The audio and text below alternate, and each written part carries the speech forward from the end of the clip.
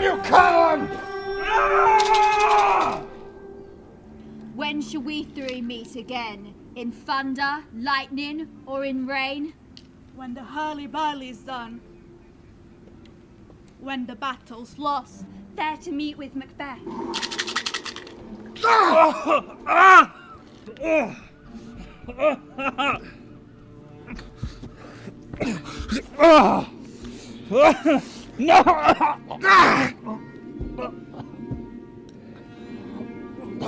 Get up! Get up!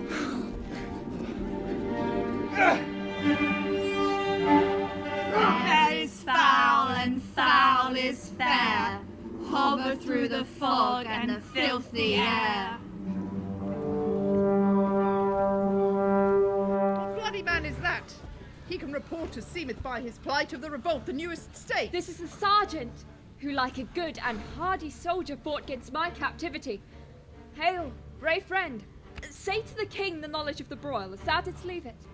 The merciless MacDonald from the western isles of Cairns and Gallowglasses is supplied, and fortune, on his damned quarrel smiling, showed like a rebel's whore.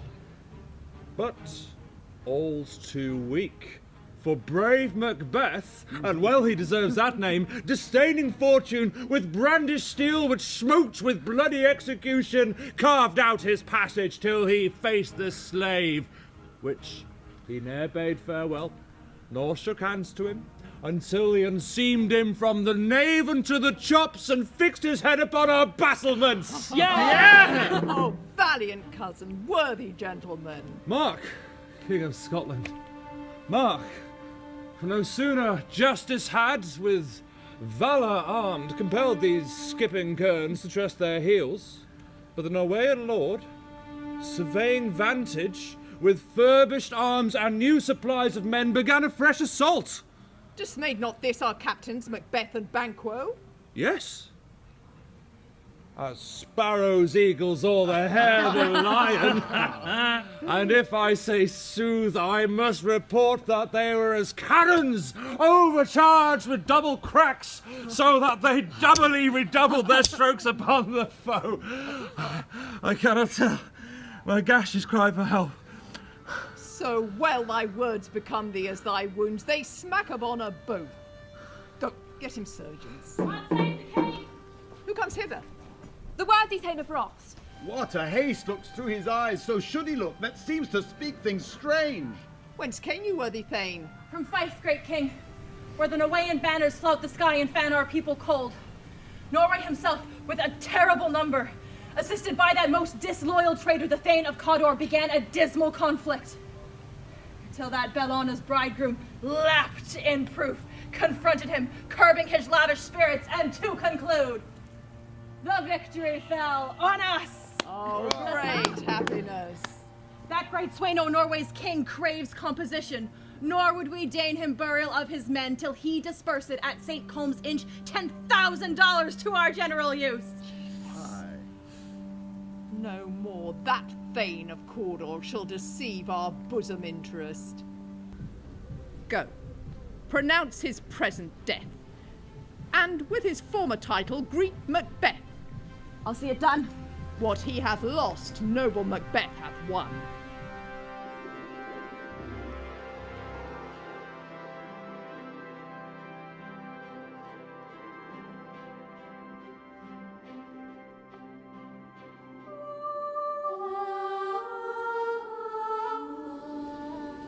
Where art thou been, sister? Killing swine. Sister, where thou? A sailor's wife had chestnuts in her lap, and munched, and munched, and munched. Give me, quoth I. Aroint thee, witch, the rump-fed Runnion cried. Her husband's to Aleppo gone, master of the tiger, but in a sieve I'll thither sow, and like a rat without a tail, I'll do, and I'll do, and I'll do. I'll give thee a wind. That kind. And I another. I myself have all the other. A drum, a drum. A Macbeth doth come. What are these? So withered and so wild in their attire, that look not like the inhabitants of the earth. and yet are on it. Live you, or are you aught that man may question? You should be women, and yet your beards forbid me to interpret that you are so. Speak if you can. Huh? What are you? All hail Macbeth. Hail to thee, Thane of Glums. All hail Macbeth, that shalt be king hereafter. Good sir, why do you start and seem to fear things that do sound so fair? In the name of truth, are you fantastical? Or that indeed which outwardly you show? My noble partner, you greet with present grace and great prediction, of noble having and of royal hope, but he seems rapt withal. To me you speak not. If you can look into the seeds of time and say which grain will grow and which will not, speak then to me, who neither beg nor fear your favours nor your hate. Hail! Hail! Hail! Lesser than Macbeth, and greater. Not so happy, yet much happier. Thou shalt get kings, though thou be none. So, all hail Macbeth and Banquo. Banquo and Macbeth, all hail. Stay. Stay, you imperfect speakers. Tell me more. By Simon's death, I know I am Thane of Glums, but how of Cawdor? The Thane of Cawdor lives. A prosperous gentleman, and to be king stands not within the prospect of belief. No more than to be Cawdor. Stay. Tell me from whence you owe this strange intelligence, and why, upon this blasted heath, you stop our way with such prophetic greeting. Speak! I charge you! Whither are they vanished? Into the air. And that which would be corporal hath melted as if breath into the wind. Are such things here as we do speak about? Or have we eaten on the insane root that takes the reason prisoner? Your children shall be kings. You shall be king. And Thane of Cawdor too. Would it was so. Went to the self-same tune and words. Who's here? The king hath happily received, Macbeth, the news of thy success. And when he reads of thy personal venture in the rebels' fight, his wonders and his praises do contend which should be thine. We are sent to give thee from our royal master's thanks, only to herald thee into his sight, not pay thee. And for an addition of an even greater cause, he bade me from him to call thee Thane of Cawdor, the most worthy addition. Hail, for it is thine. What, can the devil speak true? The Thane of Cawdor lives. Why do you dress me in borrowed robes? Who was Thane lives yet. Under a heavy life does he bear that judgment, which he deserves to lose. Treason's capital confessed have proved have overthrown him. Glums and Thane of Cawdor. The greatest is behind. Thanks for your pains, gentlemen. Do you not hope your children shall be kings? And those who promised Thane of Cawdor to me promise no less to them. That trusted home might yet enkindle you unto the crown, besides the Thane of Cawdor. But 'tis strange. And oftentimes, instruments of darkness, to win us to our harm, tell us truths, win us with honest trifles, to betray us in deepest consequence. Cousins, a word, I pray you. Two truths are told as happy prologues to the swelling of the imperial theme. Thanks, gentlemen. This supernatural soliciting cannot be ill, cannot be good. If ill, why hath it given me earnest success in the commencement of a truth? I am Thane of Cawdor. If good, why do I yield to that suggestion whose horrid image doth unfix my hair and cause my seated heart to knock against my ribs against the use of nature? Present worries are worse, less rather than horrible imaginings. My thought, whose murder is yet but fantastical, shake my single state of man so that function is smothered in surmise.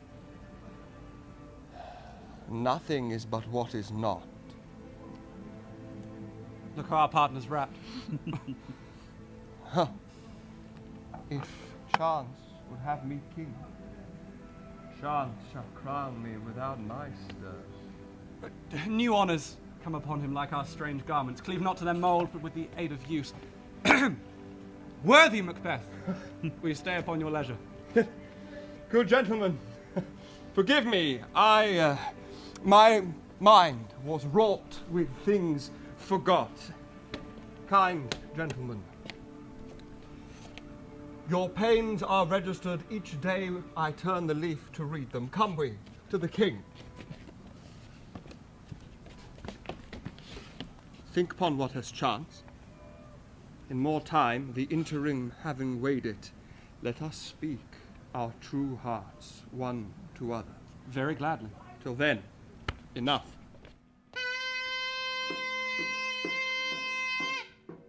Is execution done on Cawdor? Are not those in commission yet returned? My liege, they are not yet come back. But I spoke with one that saw him die, who did report that, very frankly, he confessed his treasons, employed your highness's pardon, and set forth a deep repentance. Nothing in his life became him like believing it. There is no art to see the mind's construction in the face. He was a gentleman on whom I built an absolute trust. Ah, worthiest cousin. My apologies. The sin of my ingratitude even now was heavy on me. Wouldst thou had less deserved that the proportion both of payment and of thanks might have been mine. Only I have left to say, more is thy due than more than all can pay.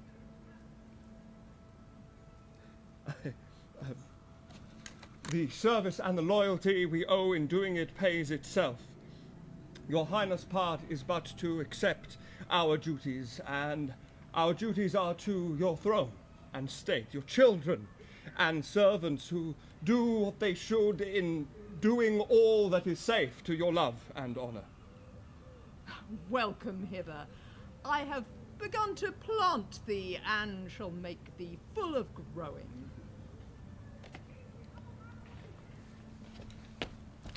Noble Banquo, you have no less deserved, nor shall be known no less to have done so. Let me enfold thee and hold thee to my heart. There, if I grow, the harvest is your own. My plenteous joys, wanton in their fullness, seek to hide themselves in drops of sorrow. Sons,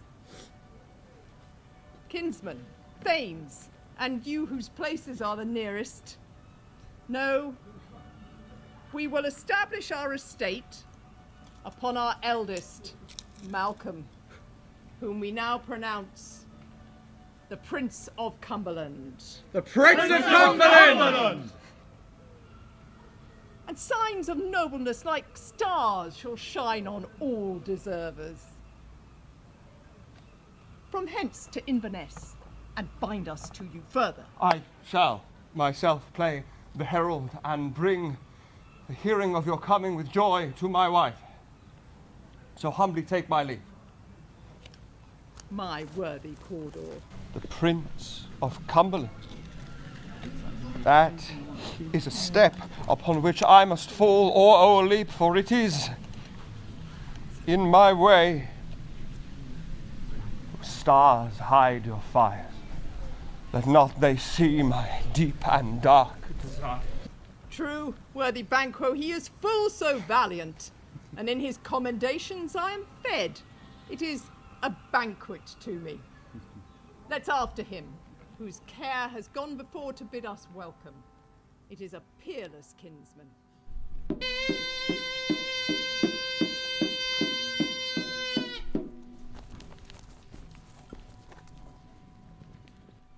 They met me on the day of success, and I have learned through Perptis' report there is more in them than mortal knowledge. When I burned with a desire to question them further, they made themselves air into which they vanished. Whilst I stood wrapped in the wonders of it, came misses from the king, who all hailed me. Thane of Cawdor, by which title before these weird sisters had saluted me and referred me to the coming on the time as Hail King who shalt be. This I thought to deliver thee, my dearest partner in greatness, that you would not lose the Jews in rejoicing, in being ignorant of what greatness is promised thee. Hold it to thy heart, and farewell. Glamis thou art, and Cawdor, and shalt be what thou art promise. Yet I do fear thy nature. It is too full of the milk of human kindness to catch the quickest way. Thou wouldst be great, art not without ambition, but without the illness that should attend it. What thou wouldst highly, wouldst thou wholly, wouldst not play false, and yet wouldst wrongly win. O hie thee hither, that I may pour my spirit in thine ear, and chastise with the valour of mine tongue all that would impede thee from the golden round, which fate and metaphysical aid doth seem to have crowned thee withal. What is thy tidings? The king comes here tonight. Thou art mad to say it! Is not thy master with him, who, were it so, would inform proceedings? So please you, it is true. Our Thane is coming. One of my fellows has the speed of him, who, almost dead for breath, had scarcely more than would make up his message. Give him tending, for he brings great news. The raven himself is hoarse that croaks the fatal entrance of Duncan under my battlements. Oh, come, you spirits that tend on mortal thoughts, unsex me here, and fill me from crown to toe top full of direst cruelty. Make thick my blood, stop up the passage and access of remorse, that no compunctious visitings of nature should shake my fell purpose. Come to my woman's breasts, and take my milk for gall, thou murdering ministers.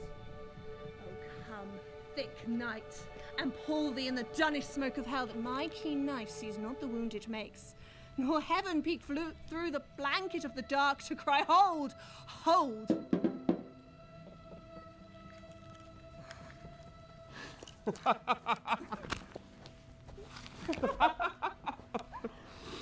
Great Glamis, worthy Cawdor, greater than both by the all-hail hereafter.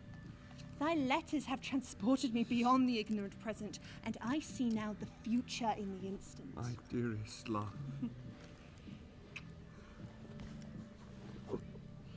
Duncan comes here tonight. And when goes he hence? Tomorrow, as he purposes. Oh, never shall sun that morrow see.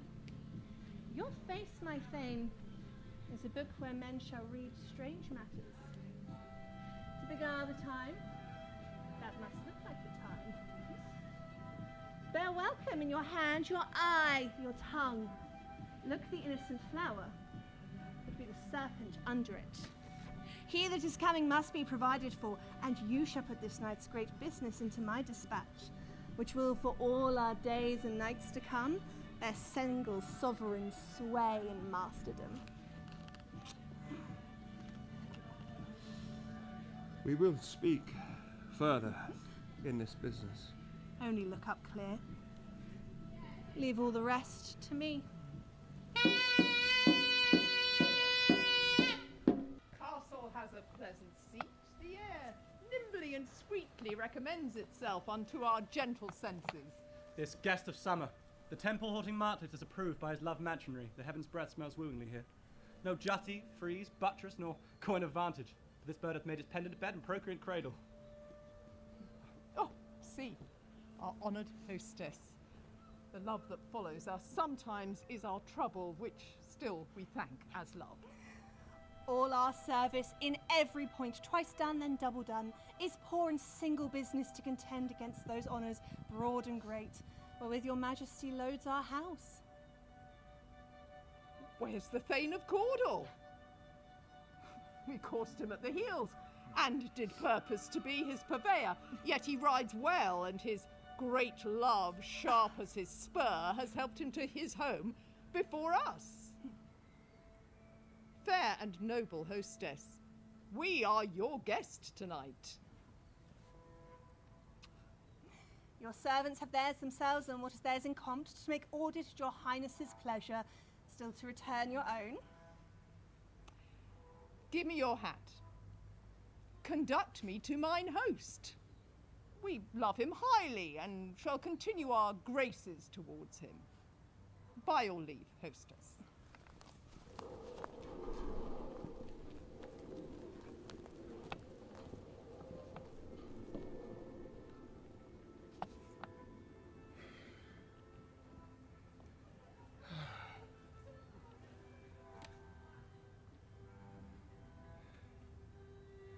If it were done when 'tis done, then 'twere well it were done quickly. If the assassination could trammel up the consequence and find in his surcease success, if but this blow were the be-all and end-all here. But here, on this bank and shoal of time, we jump the life to come.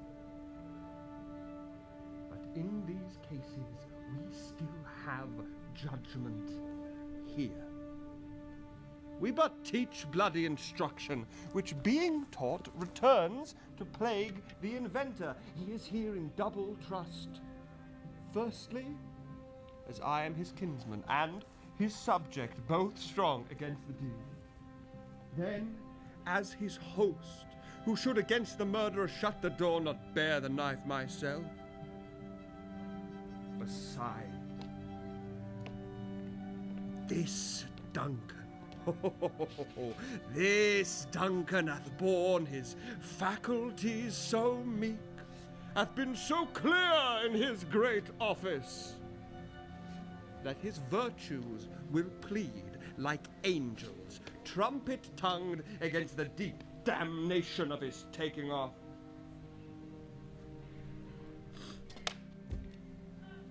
And pity,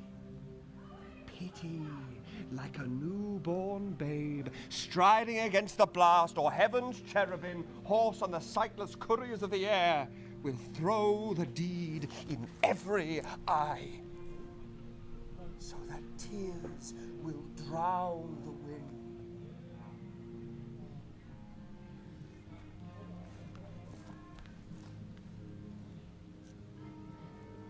I have no spurs to prick the sides of my intent. A vaulting ambition. My lord! What ho? What news? He hath almost supped. Why have you left the chamber? Hath he called for me? Oh, no, you not, he has.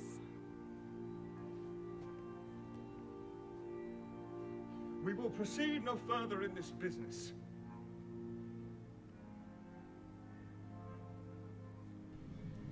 He hath honored me of late, and I have bought golden opinions from all sorts of people, which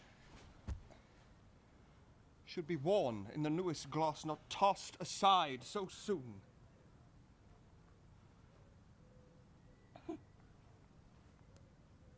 Oh, was the hope drunk wherein you dressed yourself? Hath it slept since, and wakes now to look so pale and green on what it did so free? From this time such I account thy love. Art thou feared to be the same in act and valour as thou art in desire? Wouldst thou have what thou esteemest the ornament of life, or live a coward in thy Pity! esteem? Peace! I dare do all that doth become a man. Who dares do more is none. What beast was it then that made you break this enterprise to me? When you durst do it, then you were a man. And to be more than what you were, you would be so much more the man. Nor time nor place did then attend, but you would now make both. I have given suck. You know how tender 'tis to love a babe that milks me. I would, whilst it was smiling in my face, plucked my nipple from its boneless gums and dashed its brains, had I so sworn as you had done to this.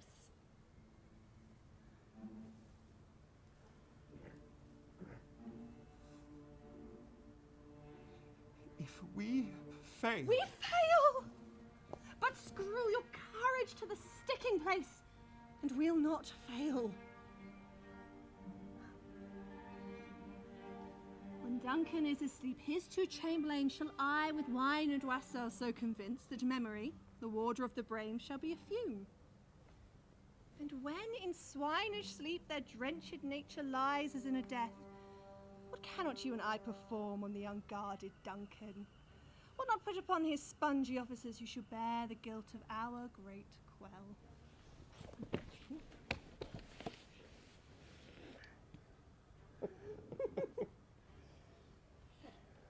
Bring forth men, children only, that thy undaunted metal should compose nothing but males. Would it not be received, when we have marked with blood those same sleepy two of his own chamber, and used their very daggers?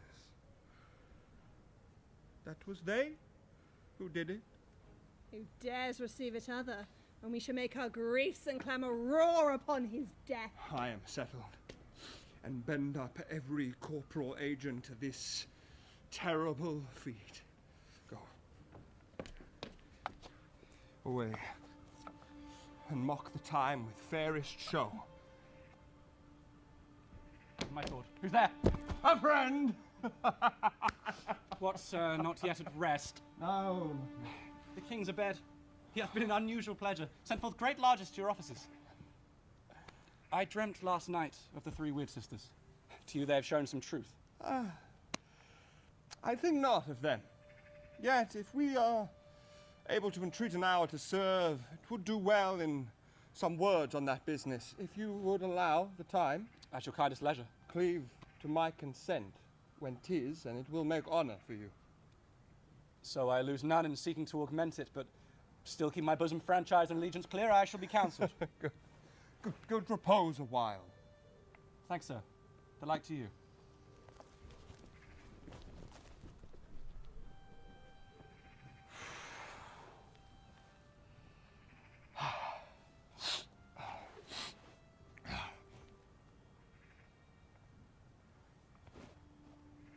Is this a dagger?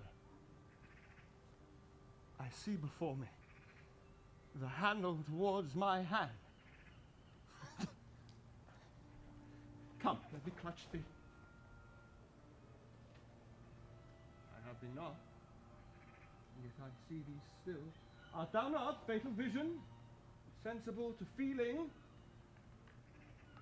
as well as to sight? Or art thou but a dagger of the mind, a false creation proceeding from the heat-oppressed brain? I see thee as palpable as that which now I draw. Thou marshallest me the way. I was to go the tool. I was to you, my eyes are made the fools of the other senses. Or else are worth all the rest. I see thee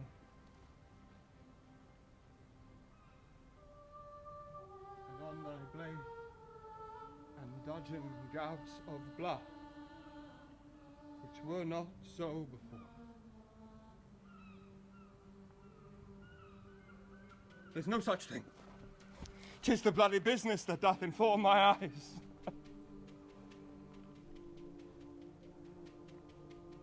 O sure and firm set earth, hear not my steps, which way they walk, for fear thy very stones prate on my whereabouts, and rob the present horror from the time which now suits with it.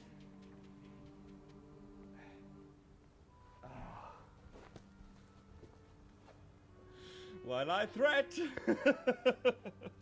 he lives. Words to heat of deeds, too cold breath he gives. Go. Go, and 'tis done. The bell invites me. Hear it not, Duncan, for it is a knell that will welcome thee to heaven or to hell.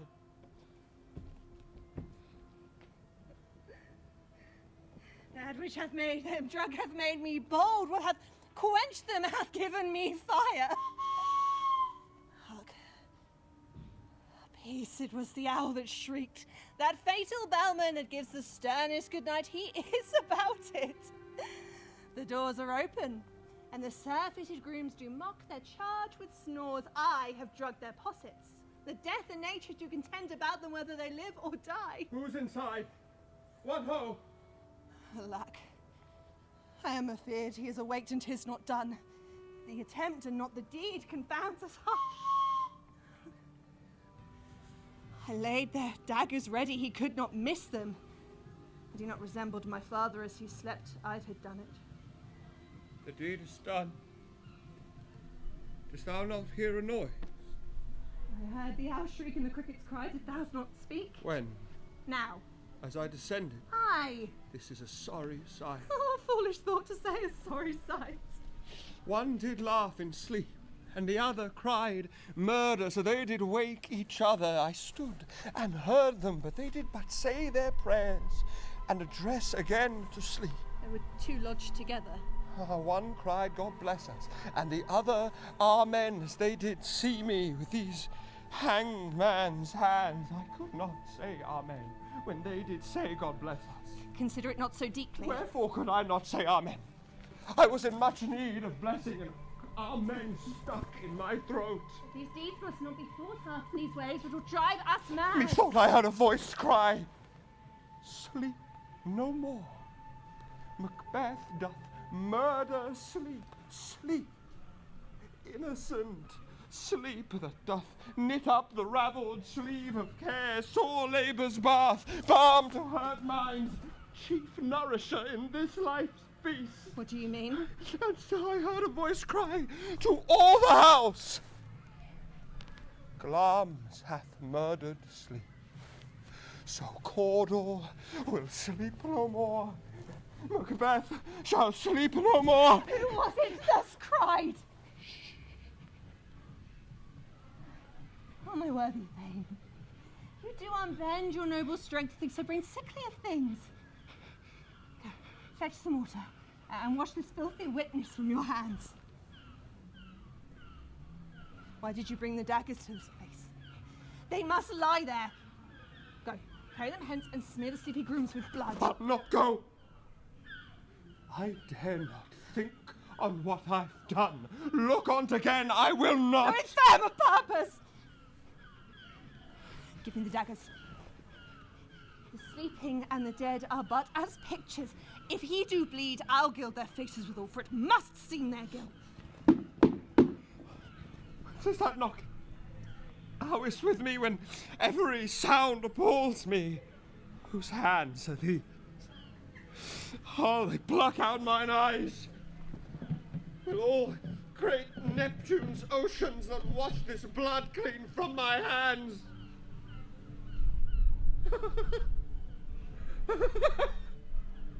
No, rather the multitudinous seas they incarnadine, turning the green one red.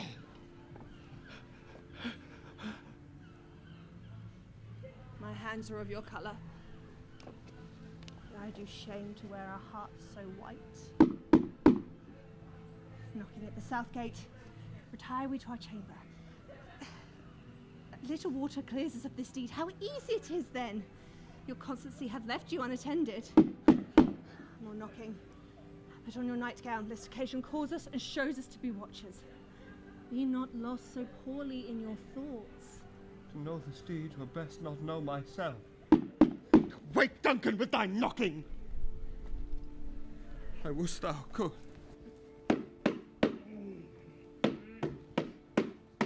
Here's knocking indeed! Man reporter of Hellgate, he should of old turning the key. Knock, knock, knock! Who's there in the name of Beelzebub? Here's a farmer who hanged himself on the expectation of plenty. Come in, time server. Have napkins enough about you.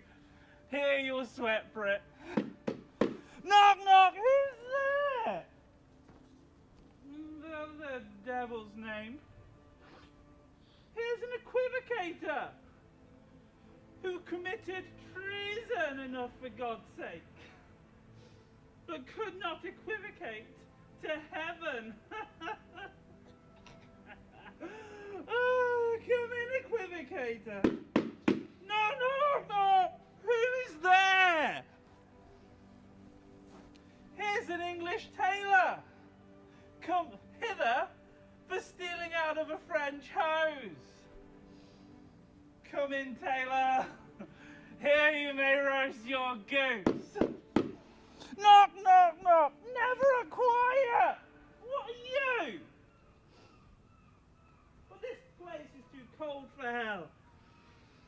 A devil pour in no further. I'd have thought to let some of all professions in that goes the primrose way to the everlasting bonfire. None.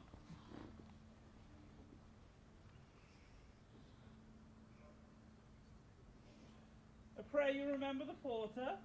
Was it so late, friend, ere that you went to bed, that you do lie so late? Faith, sir, we were carousing until the second cock, and drink is a great provoker of three things. And what these things does drink especially provoke?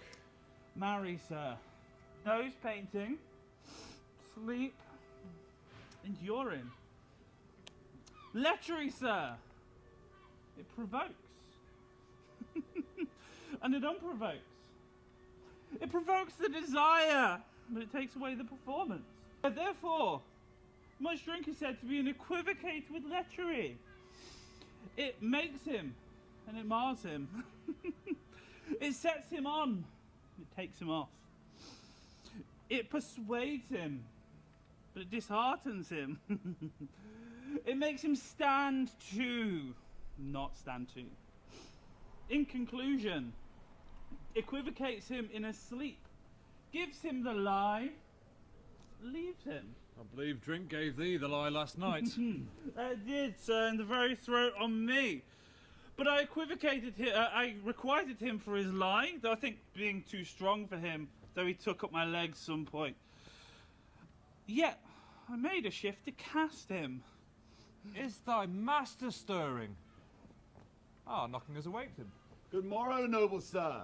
Good morrow, both. Is the king stirring, worthy Thane? Not yet. He did command me to call timely upon him. I've almost slipped the hour. I will show you to him. I know it's a joyful trouble to you, but yet 'tis all one. There is the door. I will command timely on him. It is my little service. Goes the king hence today? Yes, he does. He did appoint so. The night has been unruly. Where we lay, our chimneys were blown down, and as they say, lamentings heard i' the air, strange screams of death, and prophesying with accents terrible of new-found broils, matching the time. Some say the earth was feverous and did shake.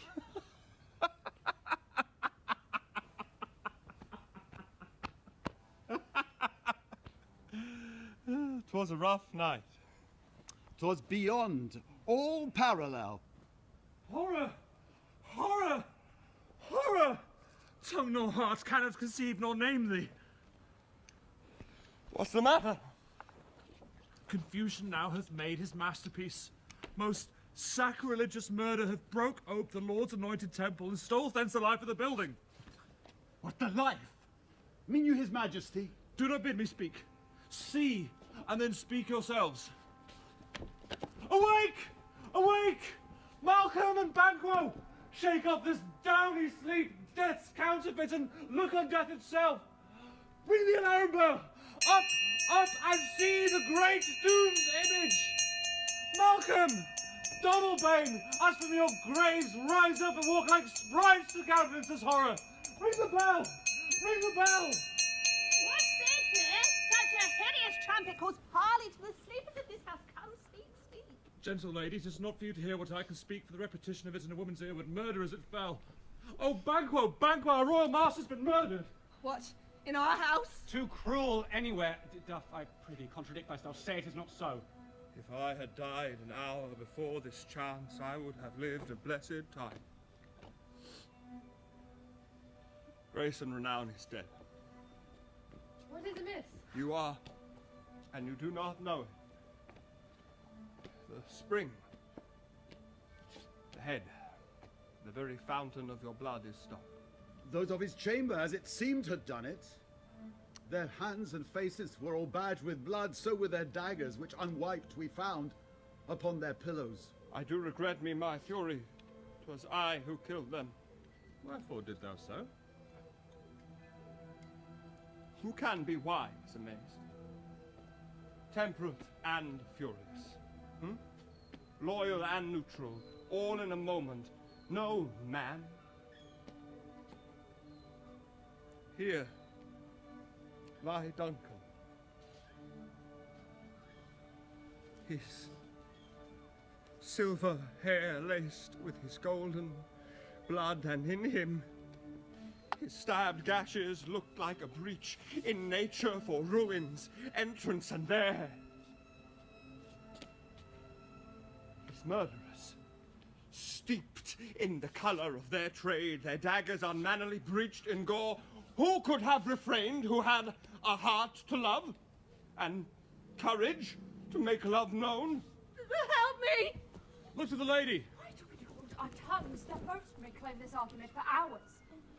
Or should we spoken here, where our fate, hidden in auger hole, may rush and seize us? Let's away our tears not yet brewed. Nor our strong sorrow upon the foot of motion. Look to the lady. When we have our naked frailties hid that suffer in exposure, let us meet and question this most bloody piece of work and know it further. Let us briefly put on manly readiness and meet in the hall. Together.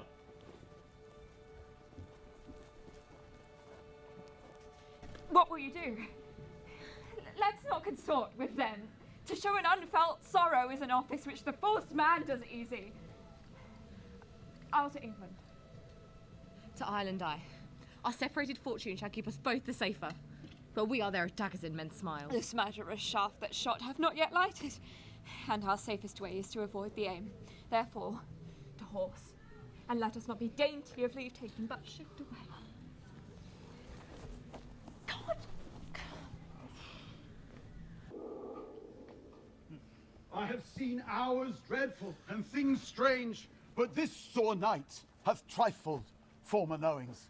Thou seest the heavens, as troubled with man's axe threatens his bloody stage. By the clock 'tis day, and yet dark night strangles the traveling lamp. Is it the night's predominance or the day's shame that darkness does the face of earth and tomb when living light should kiss it? 'Tis unnatural, even like the deed that's done. On Tuesday last, a falcon towering in her pride of place was by a mousing owl hawked at and killed. And Duncan's horses, beauteous and swift, contending against nature as if they would make war with mankind, turned wild, broke open their stalls, flung out. 'Tis said they eat each other. They did, to the amazement of mine eyes that did look upon it. Here comes the good Macduff. How goes the world, sir, now? Why, see you not? Is it known who did this more than bloody deed? Those that Macbeth have slain. Alas, the day. What good could they pretend? They were suborned. Malcolm and Donaldbain, the two sons of the king, are stolen away and fled, which puts upon them suspicion of the deed. Against nature still. Thriftless ambition that will raven up their own lives' means. Then 'tis most like the sovereignty will fall upon Macbeth. He's already named and gone to Scone to be invested. Where is Duncan's body? Carried to Comkill, sacred storehouse of his predecessors and guardians of their bones. Will you to Scone? No, cousin, I'll to Fife. Well, I will thither. So will I. Well, may you see things well done there. Adieu, lest our old robes sit easier than our new.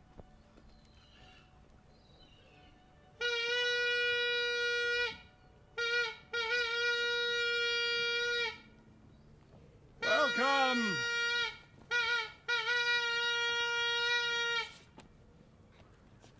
Thou hast it now. King, Cawdor, Glamis, all, as the weird women promised. I fear thou playest most foully for it. It was said it should not stand in thy posterity, but that myself should be the root and father of many kings. If there come truth from them, as upon thee, Macbeth, their speeches shine, why, by the verities on thee made good, may they not be my oracles as well, to set me up in hope. But hush, no more. Our chief guest. If he had been forgot, it'd be as a gap in our great feast, and all things unbecoming. We hold a solemn supper tonight, sir. We will request your presence. Let your highness command upon me. Ride you this afternoon? Aye, my good lord. We would have else enjoyed your good advice at today's council, but we'll take tomorrow. Is far, you ride? As far, my lord, as twixt will fill the supper, twixt this and supper. Go not my horse the better, I'll become a dark hour of the night for an hour or twain. Fell not our feast? I would not, my lord. We hear our bloody cousins are bestowed in England and in Ireland, not confessing their cruel parricide, filling their hearers with strange invention. But more of that tomorrow. Hie thee to your horse. Adieu. Banquo. Friend. Goes Freya with you? Aye, my good lord. Our time does call upon us. I commend you to your horse. May they be sure of foot and swift of back. Farewell. Farewell.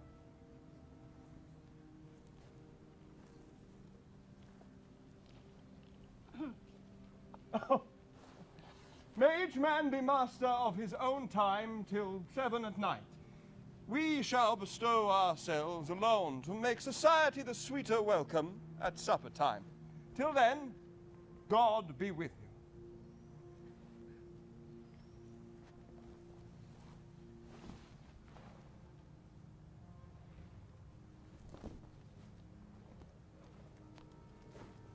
Sirrah,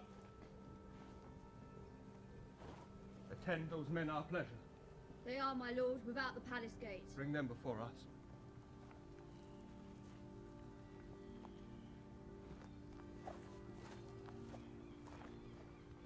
To be thus is nothing. But to be safely thus. Our fears of Banquo stick deep. And in his royalty of nature reigns that which would be feared. 'Tis much he dares. And in his undaunted temper of the mind, there is wisdom that doth guide his valor to act in safety. He did chid the weird sisters when they did place the name of king on me first, and bade them speak to him, and then they did hail him father to a line of kings. They put a fruitless crown upon my head, a barren scepter in my grip, to be wrenched with an unlineal hand, no son of mine succeeding. But if so, for Banquo's issue, I have filed my mind. For Banquo's issue, I have filed my mind. For them, the gracious Duncan, have I murdered. Put rancor into the vessel of my peace, only for them and mine eternal jewel given to the common enemy of man, to make them kings. The seeds of Banquo, kings!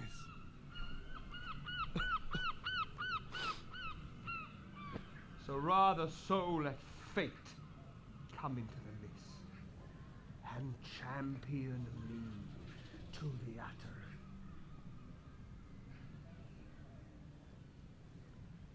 Sirrah, be these men by the gate? Wait by the door till we call thee. Welcome. Welcome. Was it not tomorrow last we spoke to one another? It was, so please your highness. Have you thought on my speeches? That in times past 'twas he that kept you so under fortune when you thought 'twas our innocent self. You made it known to us. I did, and went further, which is the point of our second meeting. Tell me, do you find patience so predominant in your nature that you can let this go? We are men, my liege. Aye, in the catalogue you count for men. If you have a station in that file, and not in the worst of manhood, say it. Ah, say it! And I will place within your bosom that business whose execution would take your enemy off and grapple you to the heart and love of us. Oh, where are health so sickly in his life, who in his death would be perfect? I am one, my liege, whom the vile blows and buffets of the world have so incensed that I am reckless what I do to spite the world. And I another, so weary disasters tugged with fortune that I would set my life on any chance to mend it or be rid on it. You both know Banquo is your enemy. True, my lord. So is he mine. And at such bloody distance that every minute of his being doth thrust against the nearest of my life. So, to your assistance, I do make love, masking the business from the general eye, for sundry weighty reason. We shall, my lord, perform what you command us. Though I lie, Your spirit shine through you. I shall within the hour advise you where to place yourselves, for it must be done tonight, and something from the palace. And with him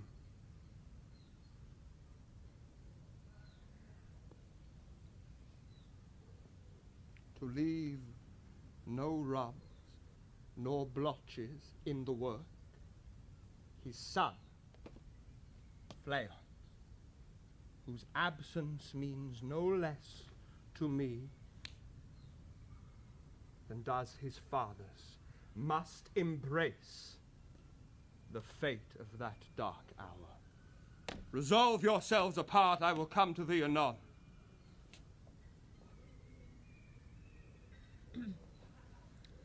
we are resolved, my lord. Good. I will come to thee straight. Abide within.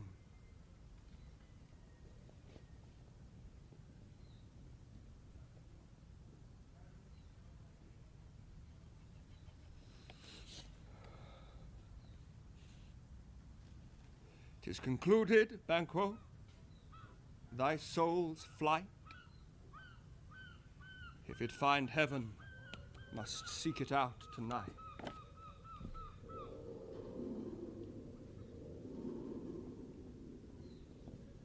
Is Banquo gone from court? Aye, madame, but returns again tonight. Tell the king I would attend his leisure for a few words. I will, madame. Naught's had, all spent, and our desire is got without content.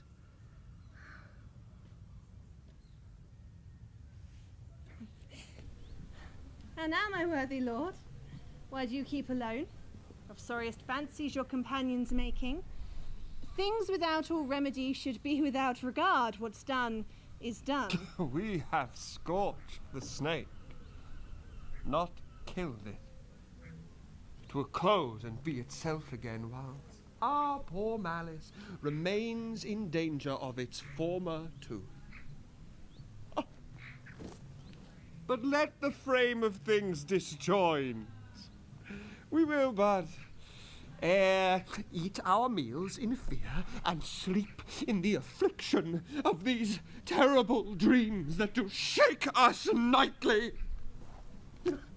Better be with the dead, whom seeking our peace we have sent to peace, than on the torture of the mind to lie in restless ecstasy. Duncan is in his grave. Oh, he sleeps well. Treason has done its worst. Not blades, not poison, malice, domestic, foreign levy, nothing. Nothing can touch him further. Nothing can touch him further. Come now, my gentle lord, seek o'er your rugged looks. Be bright and jovial among your guests tonight. Full of scorpions is my mind, dear wife.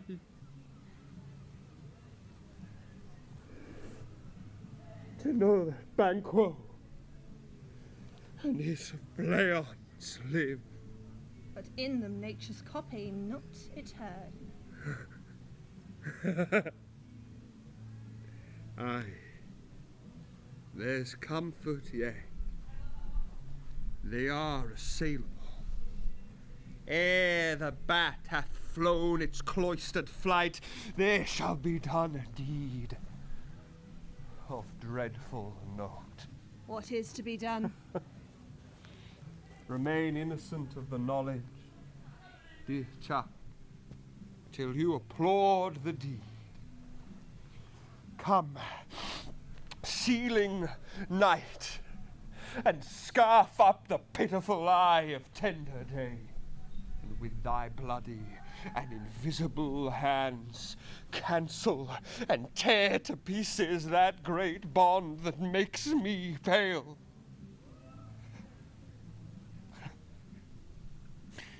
Thy marvellest at my words, but hold thee still. Things bad begun make strong themselves by ill. Prithee, prithee, come with me.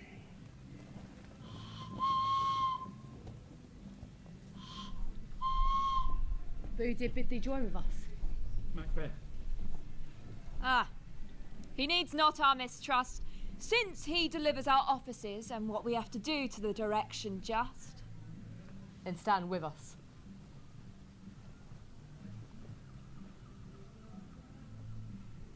The west jet glimmers with sun streaks a day. Now spurs the late traveller apace to gain the timely inn, and near approaches the subject of our watch. Hark, I hear horses. Give us a light there. Ho! Then 'tis he. The rest that are within the note of expectation are already in the court. His horses go about. Almost a mile. But he does usually, so all men do. From hence to the palace gate, make it their war. A light! A light! 'Tis he! Stand to it!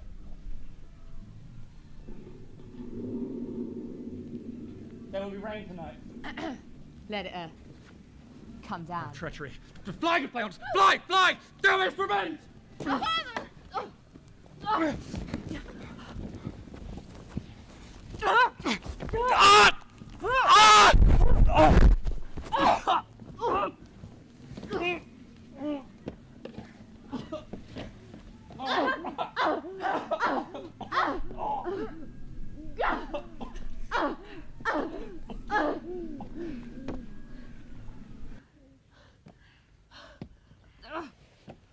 But who did strike out the light? Was it not the way? There's but one down, the sun is fled. We have lost best half of our affair. Well, let's away and say how much is done.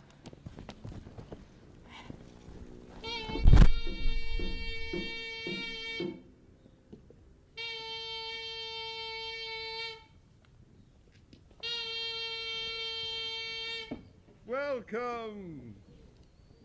Welcome! Be merry! Come! Hurry! the side. Welcome. Ourselves shall mingle with society and play the humble host. At first, you know your own degrees. From first to last, the hearty welcome. Thanks to your majesty. As I was saying, I shall play the humble host. Our hostess keeps her state, but in time we will require her welcome. Pronounce it for me, sir, to all our friends, for my heart speaks they are welcome. They welcome thee with their heart's thanks. Both sides are even. I shall sit in the midst. But first, let us drink and measure the table round. Drink, drink, be merry, drink, drink. There is blood upon thy face. 'Tis Banquo's then. Oh, better thee without than he within. Is he dispatched? My lord is throat his cat. That I did for him. Thou art the best of the cutthroats. Yet he is good that did the same for Fleance. If thou did both, thou art the nonpareil. Most royal sir, Fleance escaped. Here comes my fit again. I would have else been perfect, as whole as the marble, as founded, as the rock, as broad and casing as the general air, but now I find myself bound in by brooding doubts and fears. Banquo, we say. Aye, my good lord, safe in a ditch he fights with 20 trencher gashes on his head, the least a death to nature. Thanks for that. There the grown serpent lies. The worm that's fled hath nature that in time will venom breed. No tooth for the present. Get thee gone. Tomorrow we will hear ourselves again. My royal lord, you do not give good cheer. Sweet remembrance, sir. Honoured guests, may good digestion wait on appetite and health on both. May it please your highness, sit. Here we have our country's honour ruled. Were the gracious person of our Banquo present, whom we would rather charge for unkindness than pity for mischance. His absence, sir, lays blame upon his promise. Please it your highness to grace us with your royal company. The table is full. There's a place reserved, sir. Where? Here, my good lord. What is that moves your majesty?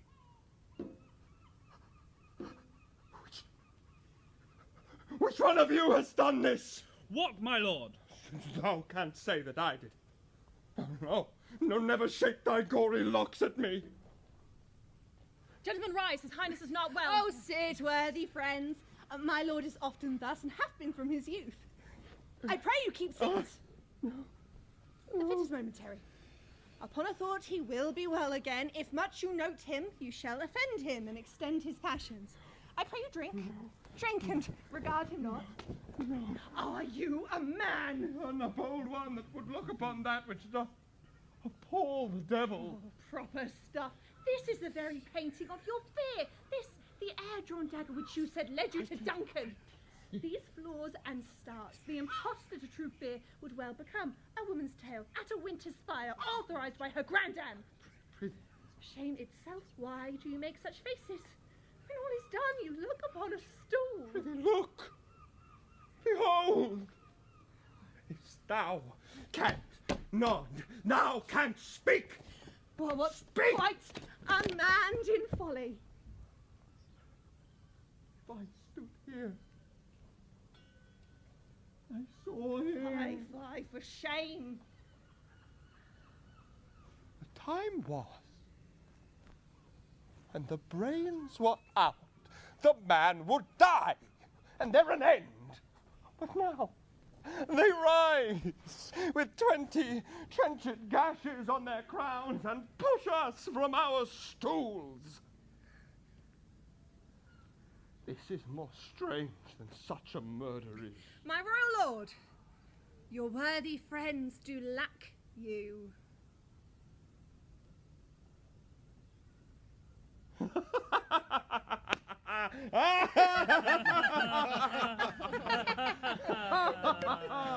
Oh, muse not at me, my friends. I have a strange infirmity, which is nothing to those who know me. Come, love and health to all, and then I shall sit down. Come, bring me some wine. Fill full. Fill full.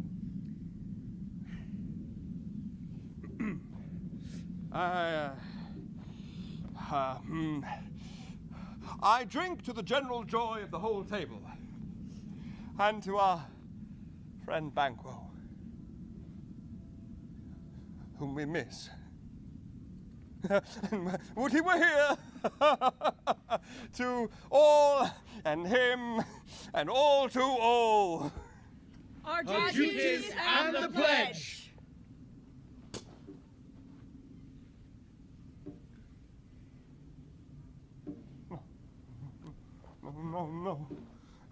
No, avaunt! Quit my sight! Thy blood is cold. Thy bones are marrowless. Thou hast no speculation with those eyes I glares with. Think of this, worthy friends, but as a thing of custom. 'Tis no other, only it spoils the pleasure of the time. What man dares? I dare. I dare! No! Approach me as the rugged Russian bear, the armed rhinoceros, the Icon tiger, take any form but that, and my nerves will never tremble. Hence! Horrible shadow! Unreal mockery, hence!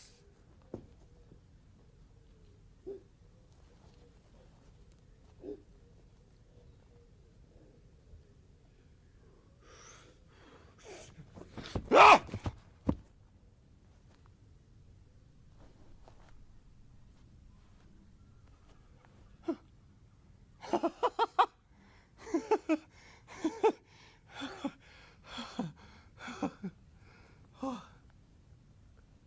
It being gone, I am a man again. Prithee sit!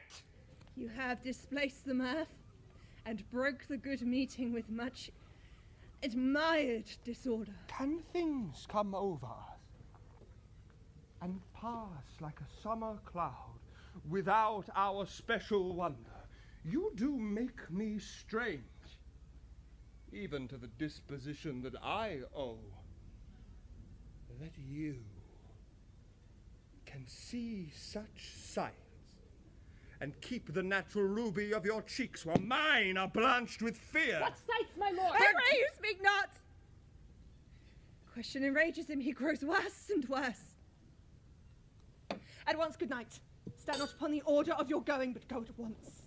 Good night, and better health attend his majesty. A kind good night to all.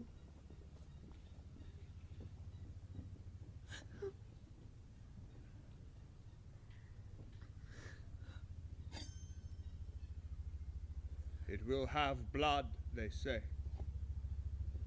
Blood will have blood.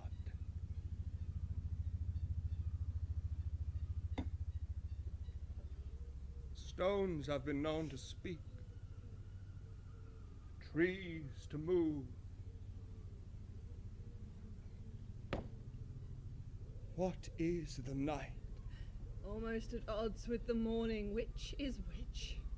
How is it Macduff denies his person at our great bidding?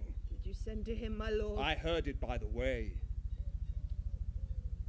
But there is not a one in his castle.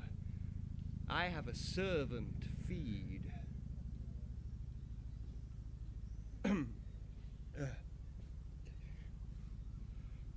I will tomorrow to the Weird Sisters. No, they must needs tell me more, for I am bent up to know the worst by the worst means the worst. No! I am in blood steeped so far that were I to wade no more, returning were as tedious as to go o'er.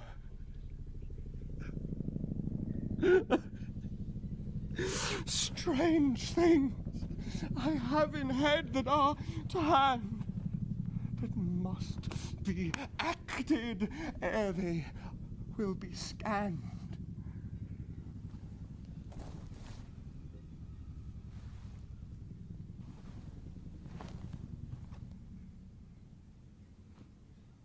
Like the nature of all seasons, sleep. Come. We will to sleep. This strange and self-abuse is the initiate fear that wants hard use. We are still young, indeed.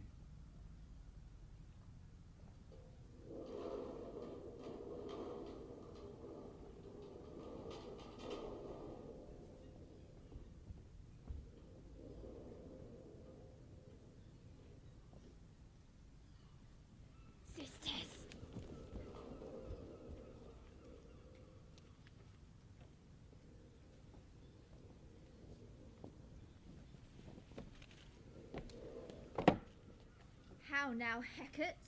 You look angrily. Have I not reason? Beldams as you are, saucy and overbold, how did you dare to trade and traffic with Macbeth in riddles and affairs of death? And I, the mistress of your charms, the close contriver of all harms, was never called to bear my part, or show the glory of our art. But make amends now, get ye gone, and at the pit of Acheron meet me in the morning.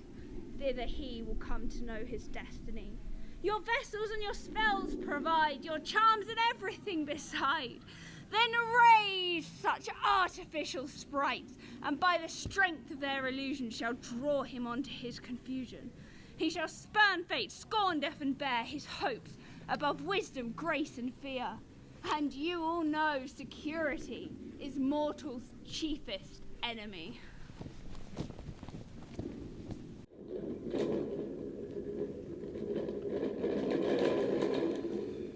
Things have been strangely born. The gracious Duncan was pitied of Macbeth. Marry, he was dead. And the right valiant Banquo walked too late, whom you may say, if it please you, Fleance killed, for Fleance fled. Damned fact, how it did grieve Macbeth. Did he not the two delinquents tear that were the slaves of drink and thralls of sleep? Was not that nobly done? Aye, and wisely too, for 'twould have angered any heart alive to hear the men deny it. So that I say, he has done all things well.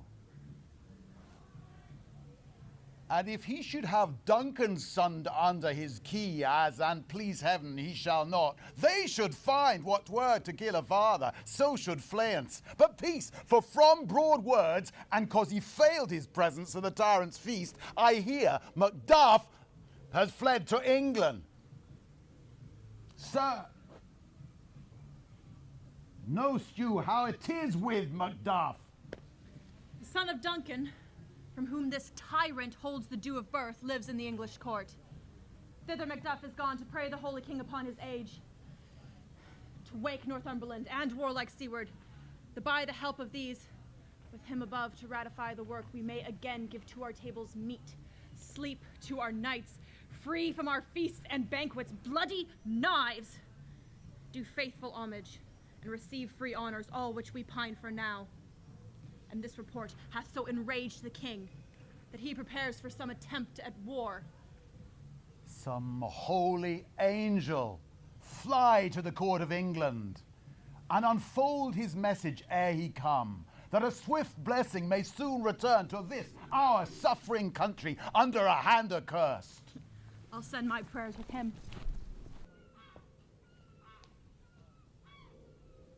Thrice the brinded cat hath mooed. Thrice and once the hedge-pig whined. Harpier cries, 'tis time, 'tis time. Round about the cauldron go, in the poisoned entrails throw. Toad, that under cold stone, days and nights has thirsty won, sweltered venom sleeping got, boil thou first in the charmed pot. Double! Double toil and trouble. Fire burn! And cauldron bubble!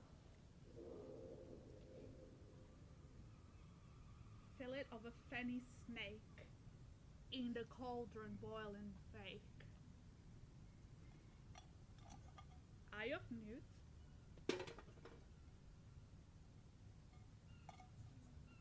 and toe of frog. Wool of bat, and tongue of dog.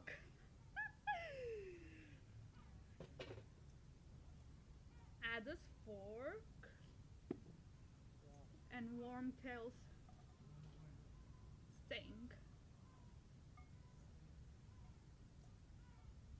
Oh, lizard's leg, and owlet's swing. Double toil and trouble. Fire burn! And cauldron bubble! Scale of dragon. Tooth of wolf. Witch's mummy. Moor and gulf of the ravened salt sea shark. Root of hemlock digged in the dark. Finger of birth strangled babe, ditch delivered by a drab. Make the gruel thick and slab. Double, double, toil and trouble, fire burn and cauldron bubble! Cool it with a baboon's blood. Now the Ciaran is firm and good. Well done, I commend your pains, and everyone shall share in the gains. By the pricking of my thumbs, something wicked this way comes. Open locks, whoever knocks. How now, you secret, black, and midnight hags? What is't you do? A deed without a name. Well, I conjure you by that which you profess. Answer me. And though treasured nature's germans do tumble together even till destruction sicken, you will answer me what I ask of you. Speak. Demand. We'll answer. Say if thou'd rather hear it from our mouths or from our masters. Call him. Let me see him. Turn!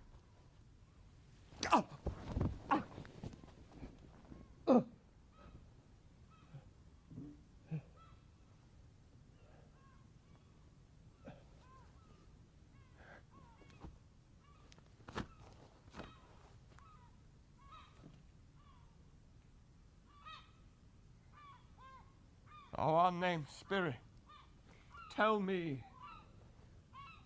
what it is. He knows thy fault. Hear his words, but say thou naught. Macbeth, Macbeth, beware the Thane of Fife. Beware Macduff, dismiss me, enough. Whate'er thou art, I thank thee for thy good caution, for thou hast harped my fears aright. Yet tell me one more thing. He will not be commanded. Here's another, more potent than the first. Macbeth, Macbeth, Macbeth, be bloody, bold, and resolute. Laugh to scorn the power of man, for none of woman born shall harm Macbeth. Then live, Macduff. What have I to fear of thee? Yet I will make assurance double sure, and take a bond of fate. Thou shalt not live, Macduff. Show pale-hearted fear it lies, and live in spite of thunder. What is this that rises like the issue of a king, and wears upon its baby brow the right and top of sovereignty? Listen, but speak not to it. Be lion-mettled, bold, and have no fear. Who chafes, who threats, or where conspirers are. Macbeth shall never vanquished be, until great Birnam woods to high Dunnisnane hill shall come against him. Well, that will never be. Who can impress the forest, bid the tree, and fix its earthen root? My heart throbs to know one more thing. Tell me, if thy art can tell so much, will Banquo's issue ever reign in this kingdom? In this kingdom? No more. No! I will be satisfied! If thy denies me this, an eternal curse fall upon thee. Let me know. Show. Show his eyes and grieve his heart. Come like shadows, so depart.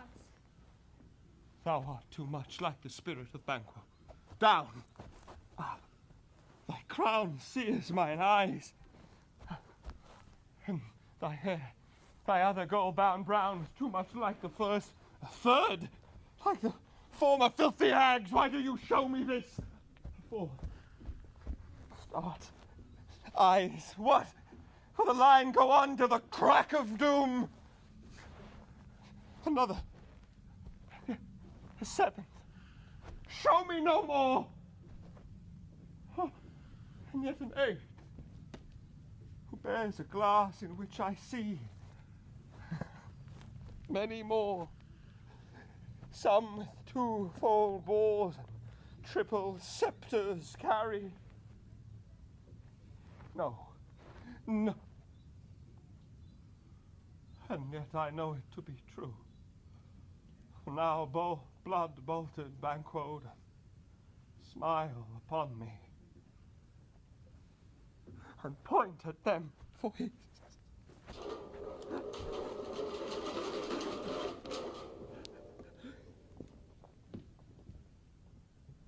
What? Is this so? Aye, sir. All this is so.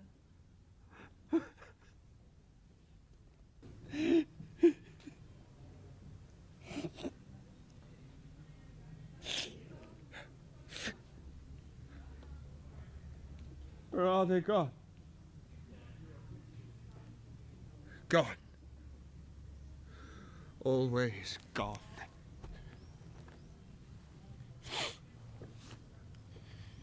May this hour, this pernicious hour, lay forever accursed in the calendar. Thee without, come here. What is your will, gracious sir? Didst thou see the weird sisters? No, my lord. Came they not by you? No, indeed. Infected be the air whereupon they ride, and damned be he who trusts them. I heard the galloping of horse who's come here. 'Tis 2 or 3, my lord, that bring you word. Macduff is fled to England. To England? Aye, my good lord. O time, thou doth anticipatest my dread exploits. From this moment, may the very firstlings of my heart be the firstlings of my hand. And even now, To crown thoughts with axe, let it be thought and done. The castle of Macduff I shall surprise, seize on Fife, put to the edge of the sword his wife, his babes, and any other unfortunate fool that doth trace him in his line, no boasting like a fool. I'll do this deed before the purpose cool. But hush, no more sights. Come, take me to these men. What had he done to make him fly the land? You must have patience, madam. He had none. His flight was madness. When our actions do not, our fears do make us traitors. You know not whether it was his wisdom or his... Wisdom? To leave his wife, to leave his babes, his mansion and titles all in a place, from whence does he fly? He loves us not. He wants the natural touch. For the poor wren, the most diminutive of birds, will fight her young in her nest against the owl. All is the fear and nothing is the love. As little is the wisdom where the flight so runs against all reason. My dearest coz, I pray you school yourself. But for your husband, he is noble, wise, judicious, and best knows the fits of the season. My dearest coz, I take my leave of you. Shall not be long, but I'll be here again. Things at their worst will cease, or else climb up to what they were before. My pretty coz, blessings upon you. Fathered he is, and yet he's fatherless. I'm so much a fool. Should I stay longer, it would be my disgrace and your discomfort. So I take my leave at once.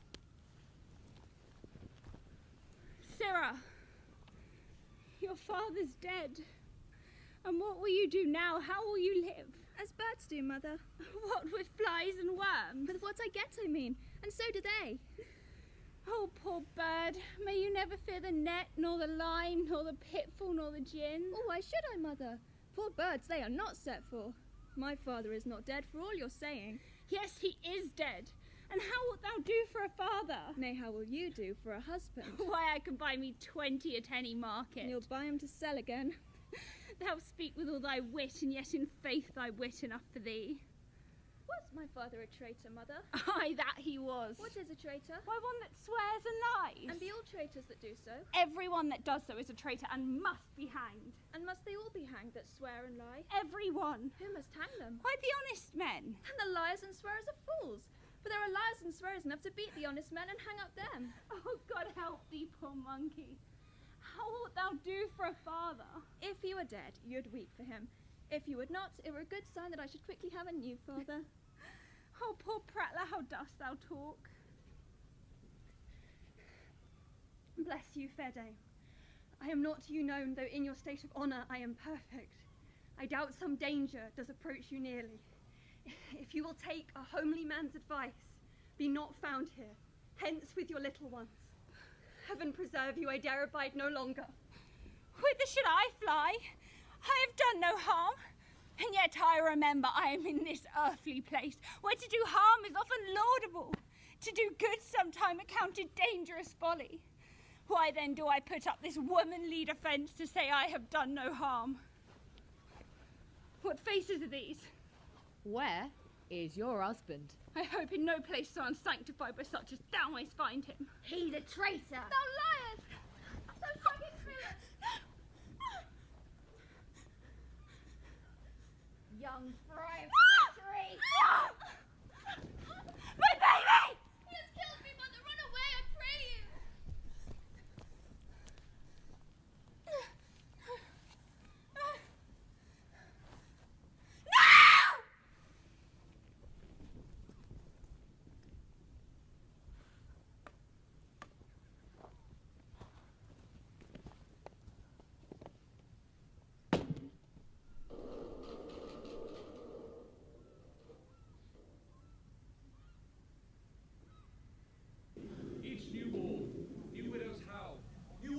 Cry. New sorrow strike heaven on the face that it resounds and it felt with Scotland and yelled out like syllable of dolour. This tyrant whose sole name blisters our tongues was once thought honest. He have not touched you yet. I am young, but something you may deserve of him through me, and wisdom to offer up a weak, poor, innocent lamb to appease an angry god. I am not treacherous. Why then in rawness left you wife and child? Huh? Those precious motives? Those strong knots of love without leave-taking? Fare thee well, Lord. I would not be the villain thou thinkest for the whole space in the tyrant's grasp. Be not offended. I speak not as in absolute fear of you. I think withal there would be hands uplifted in my right. And here, from gracious England, have I offer of goodly thousands. But for all this, when I shall tread upon the tyrant's head or wear it on my sword, yet my poor country shall have more vices than it had before, more suffer and more sundry ways than ever by him that shall succeed. And what should he be? It is myself. I mean, in whom I know all the particulars of vice so grafted that, when they shall be opened, black Macbeth will seem as pure as snow, and the poor state esteem him as a lamb being compared with my confineless harms. Not in the legions of horrid hell can come a devil more damned in evils to top Macbeth. The king becoming graces, as justice, verity, temperance, stableness, bounty, perseverance, mercy, lowliness, devotion, patience, courage, fortitude. I have no relish of them.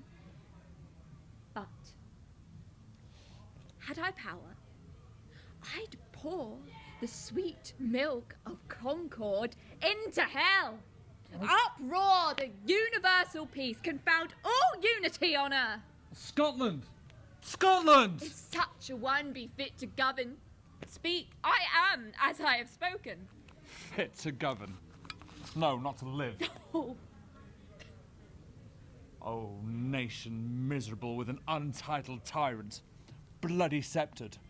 When shalt thou see thy wholesome days again, since the truest issue of thy throne, by his own interdiction, stands accursed and does blaspheme his own breed? Thy royal father was the most sainted king. The queen that bore thee offer on her knees and on her feet died every day that she lived. Fare thee well. These evils thou repeatest upon thyself and banish me from Scotland. Macduff, this noble passion, child of integrity, hath from my soul wiped the black scruples, reconciled my thoughts to thy good truth and honour. Devilish Macbeth, why many of these trains have sought to win me into his power, and modest wisdom plucks me from over-credulous haste. But God above deal between thee and me, for even now I put myself to thy direction, and unspeak mine own detraction. What I am truly is thine and my poor country's to command. Whither indeed, before thy here approach old Siward with 10,000 warlike men already at a point was setting forth. Now, all together, and the chance of goodness be like our warranted quarrel. Why are you silent? Such welcome and unwelcome things all at once. 'Tis hard to reconcile. Ah, see who comes here. My countryman, but yet I know him not. My ever gentle cousin, welcome hither. I know him now. Good God, the times remove the means that makes us strangers. Sir, amen. Stand Scotland where it did. Alas, poor country. Almost afraid to know itself. It cannot be called our mother, but our grave where sighs and groans and shrieks that rent the air are made not marked. Where violent sorrow seems a modern ecstasy. The dead men's knell is there, scarce asked for who, and good men's lives expire before the flowers in their cap, dying ere they sicken. What's the newest grief? When I came hither to transport the tidings which I have heavily bore, there ran a rumor of many worthy fellows who were out, which was, to my belief, witness the rather for that I saw the tyrant's power afoot. Now is the time of help. Your eye in Scotland would create soldiers, make our women fight to doff their dire distresses. Be it their comfort, we are coming thither. Gracious England hath lent us good Siward and 10,000 men, an older and a better soldier, none that Christendom gives out. Would that I could answer this comfort with the like. But I have words that would be howled in the desert air where hearing should not latch them. Well, what's concerned, though? The general cause of some fee grief due to some single breast. No mind that's honest, but in it shares some woe. Though the main part pertains to you. Alone. If it be mine, let me have it. Quickly, keep it not from me. And let not your ears despise my tongue forever. Your castle is surprised. Your wife and babes savagely slaughtered. To relate the manner of these quarry deer were to add the death of you. And my wife killed. Wife, children, servants, all that could be found. And I must from thence. My children killed too. I have said. Be comforted. Let's make us medicines of our great revenge to cure this deadly grief. He has no children. All did you say? All my pretty chickens and their dam in one fell swoop? Dispute it like a man. I shall do so, but I must also feel it as a man. I cannot remember such things that were so precious to me. Did heaven look on, I would not take their part. Sinful Macduff, they were all struck for thee. Not that I am. Not for their own demerits, but for mine fell murder upon their souls. Heaven rest them now.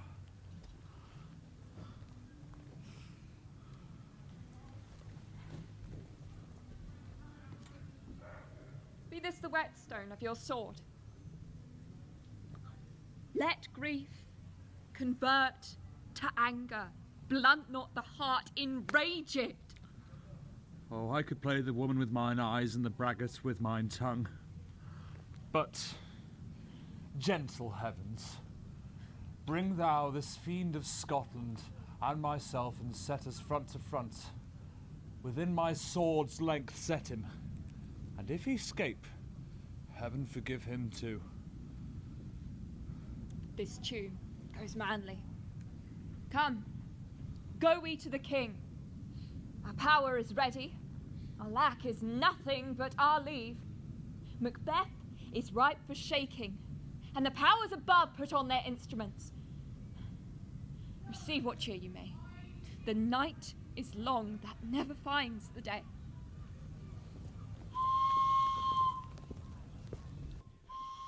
I have 2 nights with you, watch, but conceive no truth in your reports. When was it she last walked?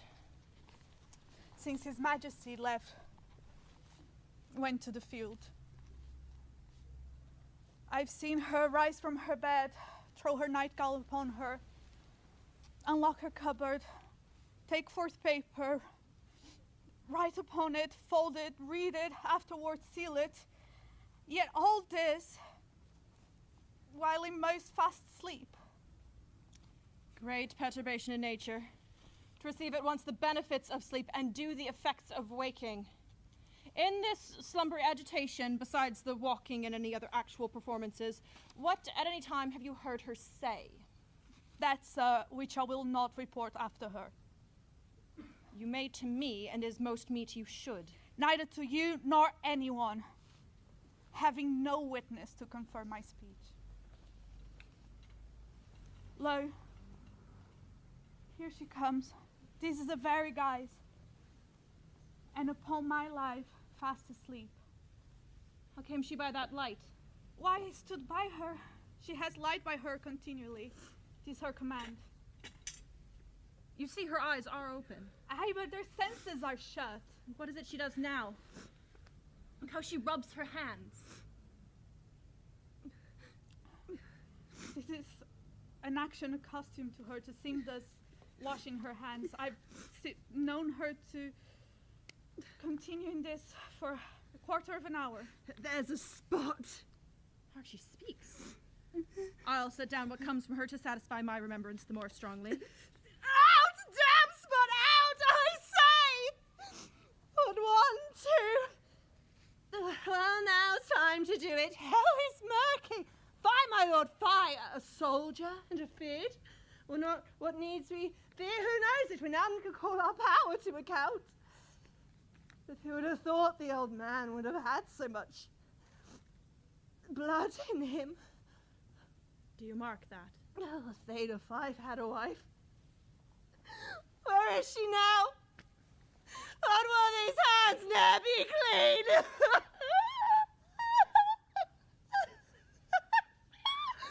Oh, no, my lord, no.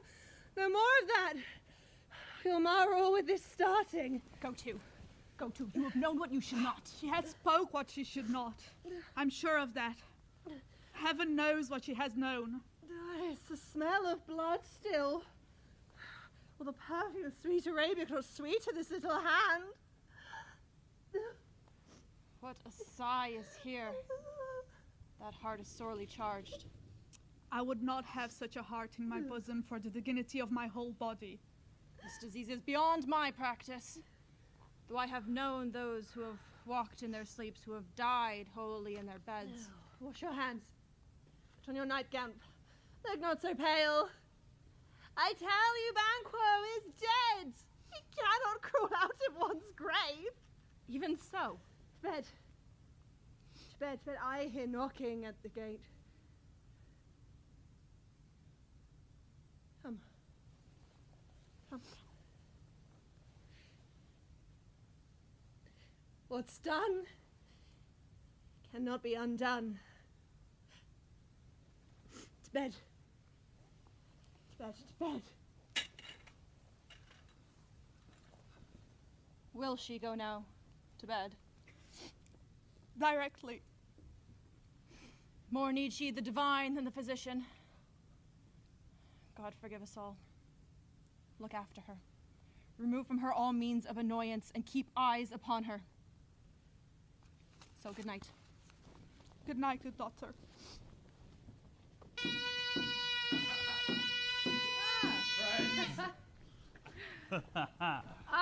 The English power is near. Led on by Malcolm, his uncle Siward, and the good Macduff. Near Burnham Wood shall we well meet them. That way they are coming. Who knows if Donaldbain be with his brother? For certain, sir, he is not. I have a file of all the gentry. There is Seywood's son, and many unrough youths who even now protest their first of manhood. What does the tyrant? Great Duncan strongly fortifies. Some say he's mad, others that lesser hate him do call it valiant fury. But for certain, he cannot buckle his distempered cause within the belt of rule. Now does he feel his secret murder sticking on his hands. Those he commands move only in command and nothing in love. Now does he feel his titles hang loose about him like a giant's robe on a dwarfish thief. Well, march we on to give obedience where it is truly owed. Meet we the medicine of this sickly wheel, and with him pour we in our country's purge, each drop of us. Or so much as it needs to dew the sovereign flower and drown the weeds. Make we our march towards Burnham! Yeah! No man born of woman, not till Burnham Wood has come to Duncan. No man born of... Bring me no more reports. Let them fly all. Not till Burnham Wood has come to Dunsinane. Till then I cannot taint with fear. What is this boy, Malcolm, huh? Is he not born of woman? The spirits that know all mortal consequence have told to me, fear not, Macbeth. No man born of woman can have power over thee.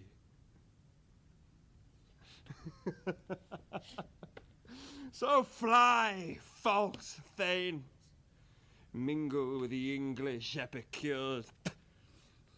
The heart by which I bear and the mind at which I sway shall never shake with fear nor sag with doubt. Devil damn thee, black, where got thee this goose look? There is 10,000 Geese? Sheep? Dogs? What, villain? soldiers, sir. Prick thy face. Overread thy fear. Soldiers? What soldiers, Patch? Aye, Linen cheeks are counsellors to fear, thy lily-livered boy. What soldiers, Wayface? The English force, so please you. Get thy face gone.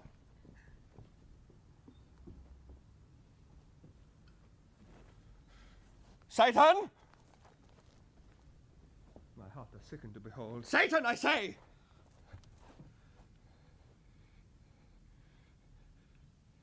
I have lived long enough. My way of life is given to the seer. The yellow leaf, and that which should accompany old age is love, honour, obedience, troops of friends I should not wish to have. In their stead, curses. Not loud, but deep. Mouth honour. Breath that the pitiful heart would fain deny or dare not. Seyton! What's your gracious pleasure? What news more? Always confirmed, my lord, which was reported. Well, I shall fight till from my bones my flesh be hacked. Bring me mine armour. 'Tis not needed yet. I'll put it on!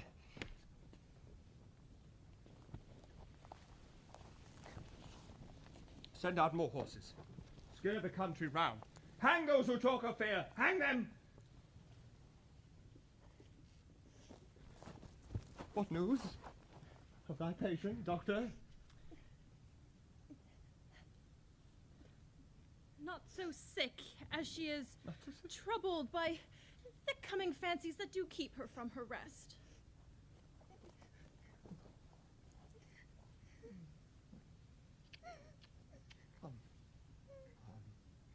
Think not so deeply on it. No.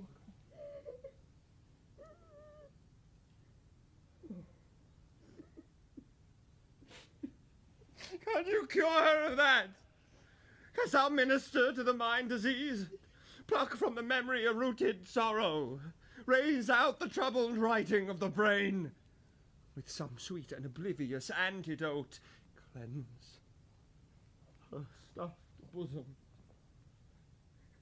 from that perilous stuff that doth weigh upon her heart. Therein the patient must minister to himself, my lord. And throw physic to the dogs. None of it.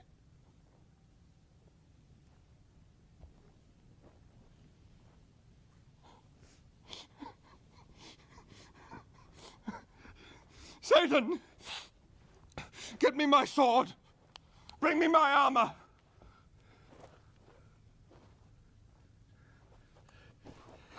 Seyton. Seyton. Dispatch. Doctor. The Thanes. They fly from me. Seyton, send out!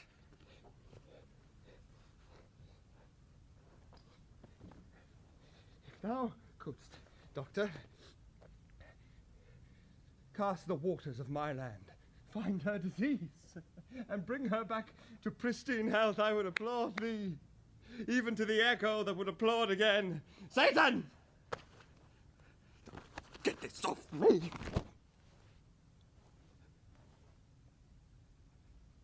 Senna! Rhubarb! Some purgative drug, eh? That would scour the land of these English. Heard not of these? Your Royal Highness preparations makes us hear something.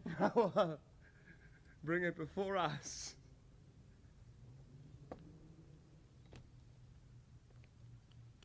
I will not fear of death and bane. Not till Burnham Wood is come to Dunsinane.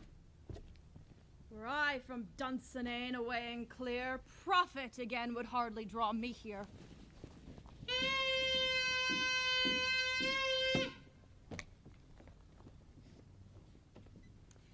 Cousins!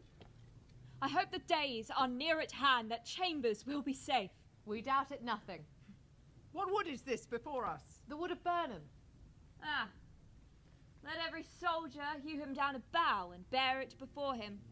Thereby shall we shadow the numbers of our host and make discovery err in report of us. It shall be done.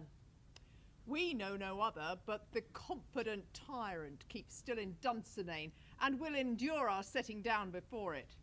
'Tis his main hope. For where there is advantage to be given, both more and less have given him the revolt, and none serve with him but constrained things whose hearts are absent too. Let our just censors attend the true events, and put we on our industrious soldiership. Yeah! The time approaches that will with due decision make us know what we shall say we have and what we owe. Thought speculative their unsure hopes relate, but certain issues strokes must arbitrate, towards which advance the war. Yeah!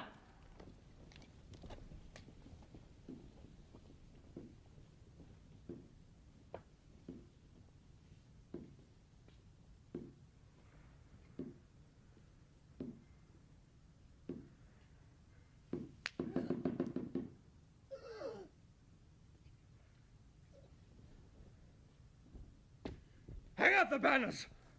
The cry is still, they come. Our castle strength will laugh a siege to scorn. Let them lie here, till famine and the ague eat them up. Were they not forced with those that should be ours? We would have met them darefully, beard to beard, and beat them backward home. What was that cry? It is the cry of women, my lord. Time was, my senses would have cooled to hear a night shriek. My fell of hair to a dismal treatise would have raised as if life were in it, but I have supped full of horrors. Diners familiar to my slaughterous thoughts cannot at once start me. Wherefore was that cry? The queen, my lord, is dead.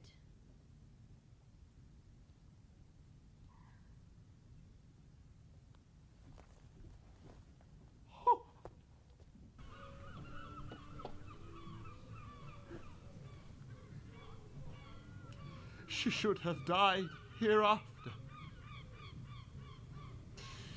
There would have been time for such a word tomorrow.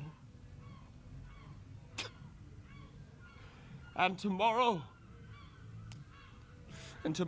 creeps in this petty pace from day to the last syllable of recorded time, and all our yesterdays have lighted fools the way to dusty death.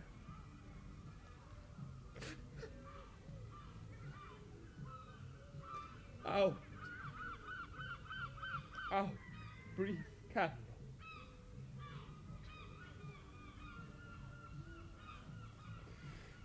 Life is but a walking shadow, a poor player that struts and frets his moment on the stage and then is heard no more. It is a tale told by an idiot, full of sound and fury, signifying nothing. How comes to use thy tongue, thy story quickly? Gracious my lord, I should report that which I say I saw, but know not how to do it. Say, sir. As I did stand my watch upon the hill, I looked towards Burnham, and anon methought the wood began to move. Liar! Slave! Let me endure your wrath if it be not so. Within this 3 mile may you see it coming. I say a moving grove. If thou speakest false, to the next tree I shall pin thee, till famine cling to thee. If thy speech be sooth, I care not so much if thou dost the same to me. I begin to pull in resolve and doubt the equivocation of that fiend that doth lie like truth. Fear not till Burnham Wood is come to Dunsinane. Fear not till Burnham Wood is come to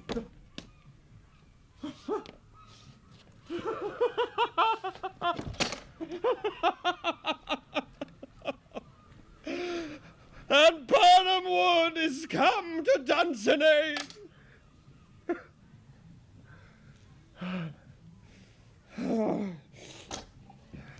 Well, arm and out! If what he avouches does appear, there is no flying, nor tarrying here. I begin to be weary of the sun, and wish the estate of this world undone. Come wind! Come wreck! At least we'll die with harness on our back!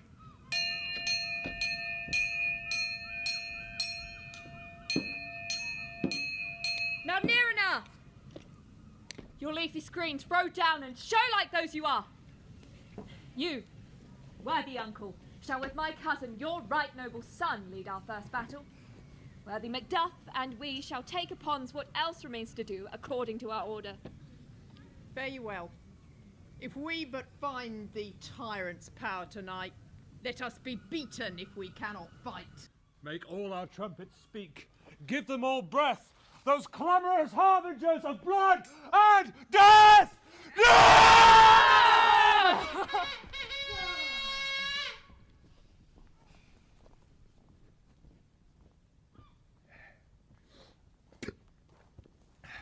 They have tied me to a stake. I cannot flee. But bear-like I will fight the course. Who is he that was not born of woman, huh? 'Tis he I should fear, or none. What is thy name? You'll be afraid to hear it. No, though thou callst thyself a hotter name than any is in hell. My name is Macbeth. Devil himself could not pronounce a title more hateful to mine ear. Nor more fearful. Thou liest, abhorred tyrant. With my sword I'll prove the lie thou speakst.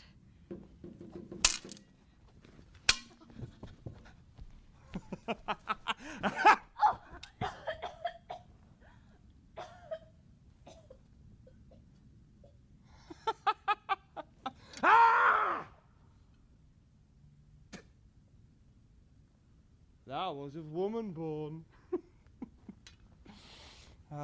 Swords I smile at, weapons laughed to scorn, brandished by a boy of woman born.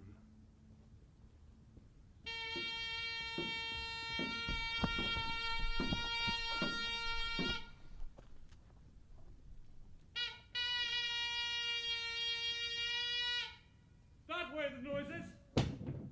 Tyrant! Show thy face! If thou beest slain with no stroke of mine, my wife and children's ghosts will haunt me still. I cannot strike at skipping kerns, whose arms are high to bear their staves. Either thou, Macbeth, or else my sword with an unbattered edge I sheathe again, undeeded. Bring him to me, Fortune, and more I beg not.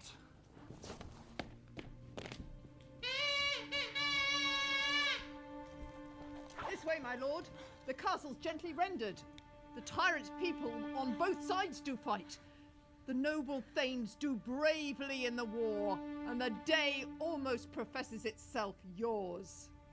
And little is to do. We have met with foes that strike beside us. Enter, sir, the castle.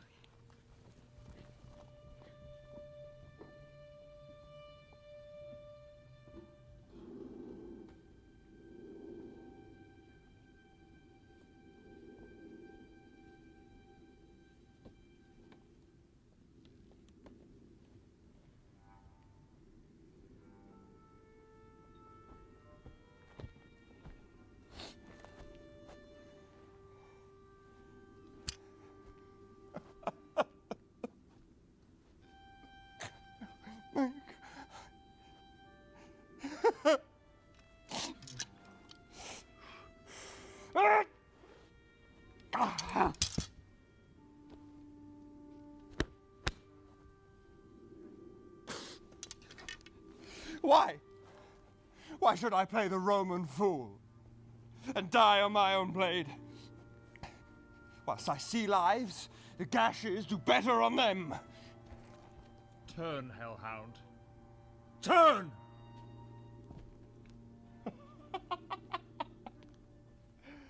Of all men else, I have avoided thee.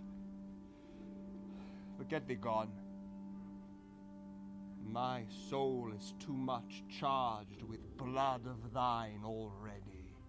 I have no words. My voice is in my sword. Thou bloodier villain than terms can give thee. Out!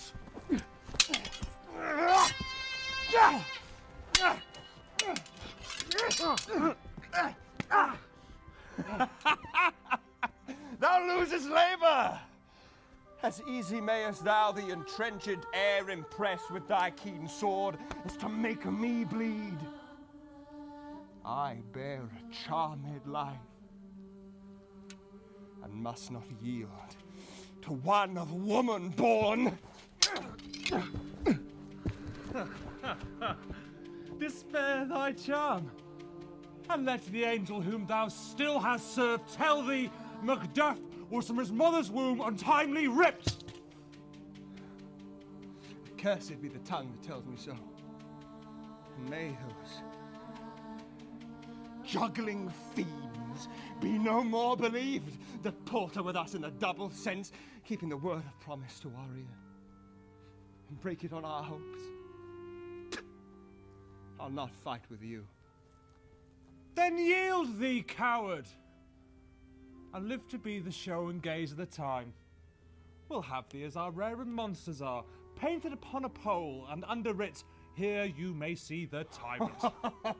I will not yield to kiss the ground before young Malcolm's feet and be baited with the rabble's curse. No!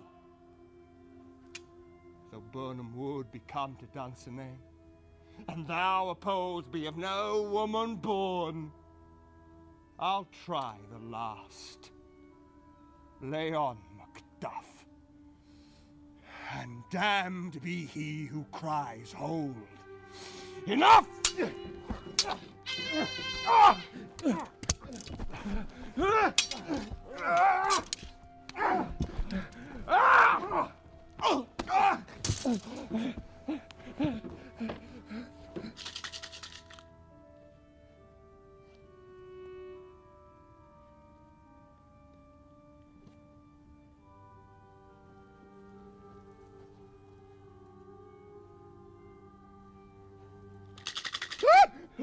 No! Hold! Hold! I charge you! Macduff! No! Ah!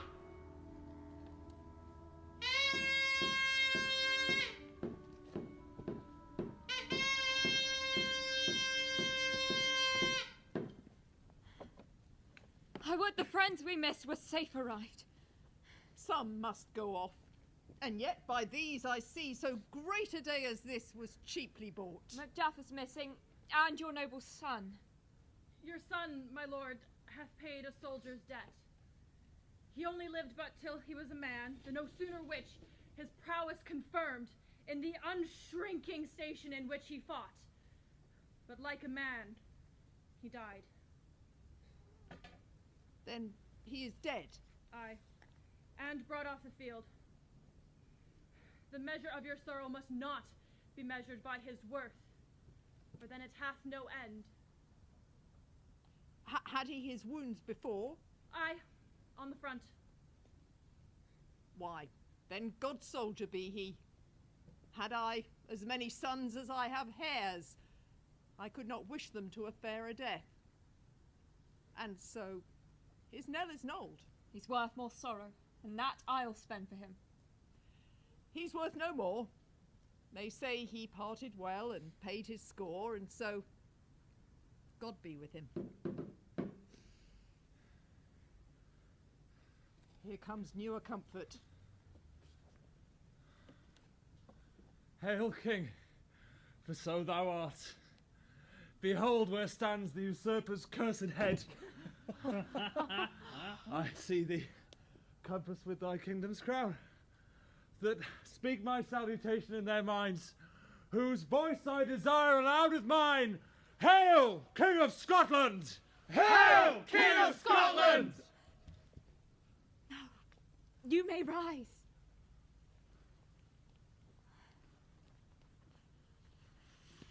We shall not spend a large expense of time before we reckon with your several loves and make us even with you, my thanes and kinsmen. Henceforth be earls, the first that ever Scotland in such an honour named. What's more to do? Which would be planted newly with the time, as calling home our exiled friends abroad that fled the snares of watchful tyranny, producing forth the cruel ministers of this dead butcher and his fiend-like queen, whom as 'tis fought by self and violent hands took off her life. This, and what needful else that calls upon us, by the grace of grace, we will measure and perform in measure, time, and place. So thanks to all at once, and to each one whom we invite to see us crowned